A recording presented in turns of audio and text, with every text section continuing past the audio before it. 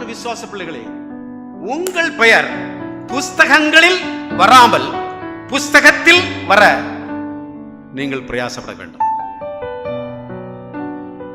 என்னது சார் புஸ்தகங்கிறீங்க? புஸ்தகங்கிறீங்க, புக்ஸ், புக். புக்ஸ்ல உங்க பேர் வரக்கூடாது, புக்கில் மட்டும்தான் வரும். ஜீவ புஸ்தகம் என்ற புக்கில் தான் உங்க பேர் வரும்.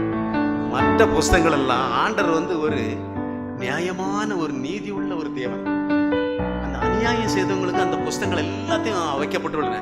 இது 1000 வருட அரசாட்சிக்கு பின்பு நடக்கின்ற ஒரு காரியம். அதை நல்லா புரிஞ்சுக்கணும். நீங்க ஆண்டவராய் இயேசு கிறிஸ்து வரைக்கும் ஏற்கனவே மரித்தவர்களை உயிரோடு எழுந்தாங்க. அவர் 2வது மரணத்தில் அவருக்கு பங்கில்லை. அது வசனம் தெளிவா சொல்லுது. நான் அதை சுருக்கமாக உங்களுக்கு சொல்றேன். அப்போ என்ன சொல்றாரு? அந்த எல்லாரையும் கூட்டு இந்த தப்பு செய்து அதனால தான் உனக்கு பரலோகம் இடம் இல்லப்பா. ஒரு ஜனநாயகவாதி நம்முடைய கர்த்தராகிய இயேசு கிறிஸ்து, ஒரு நீடிய பொறுமையுள்ளவர் எனக்கு